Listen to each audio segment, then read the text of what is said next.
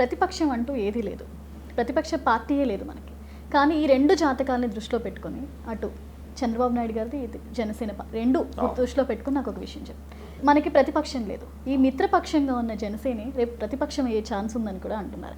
ఇప్పుడు మిత్రులుగా ఉన్న వీళ్ళిద్దరూ రేపొద్దున్న నిజంగా ఈ పార్టీ అధికారంలోకి వచ్చిన తర్వాత ఈ మిత్రపక్షం ప్రతిపక్షం అయ్యే ఛాన్స్ ఉంటుందా జాతకం దృష్ట్యా?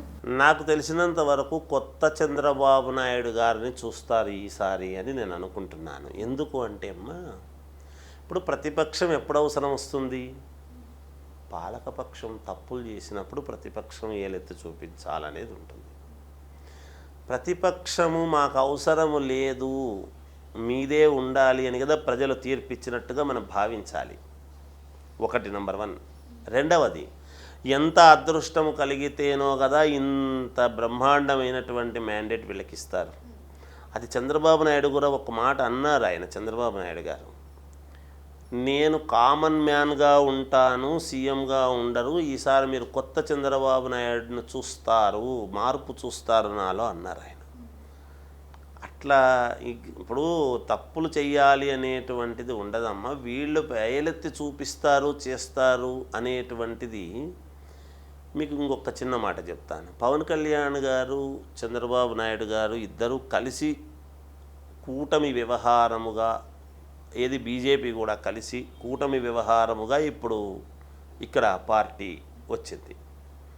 చంద్రబాబు నాయుడు గారు ముఖ్యమంత్రిగా ఉన్నప్పుడు చేసేటప్పుడే ఏది మంచి, ప్రజలకు ఏది అనుకూలము అనేది అనుకొని చేస్తారు. కానీ మళ్ళీ ప్రజల్లో నుంచి ఇంకా ప్రతిపక్షమే మాకు వద్దు అని కదా వీళ్ళకి ఇచ్చినారు.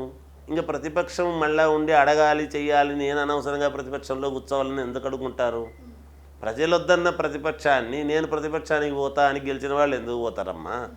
ఇప్పుడు ప్రతిపక్షము అనేటప్పుడు ఎప్పుడు వస్తుంది అంటే వీళ్ళకు ఒక 65-70% వచ్చి వాళ్ళకు ఒక 40% వస్తే ఏదో అటు ఇటు తారుమారై కొంతమంది అవతలికి పోయినారబ్బా మా అభిప్రాయాలన్నీ ఏం కావాలి అనేటువంటిది ఉండొచ్చు.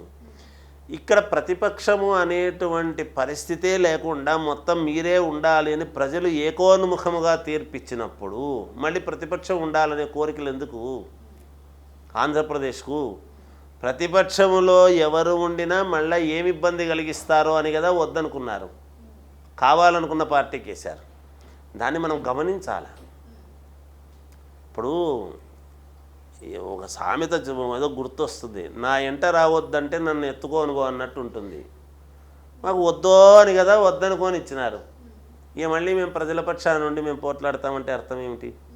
దేనికి? ఇంకా అందుకని ప్రతిపక్షము అనేటువంటి పదం లేదు అంటే అది ఆంధ్రప్రదేశ్ ప్రజలు ఆ విధముగా కోరుకున్నారని దాని అర్థము. మనం ఎందుకు అనవసరంగా ప్రతిపక్షం లేదే అని మనకెందుకు ఆలోచన? వాళ్ళు ప్రజలకు లేని కోరిక మనకెందుకమ్మా? ఇది కావాలనుకున్నారు, ప్రజలు అది ఇచ్చినారు, దానికి ఏముంది? అదే మనం ఆలోచన చేయాలి తప్ప వేరే చేసేదానికి అవకాశం లేదు.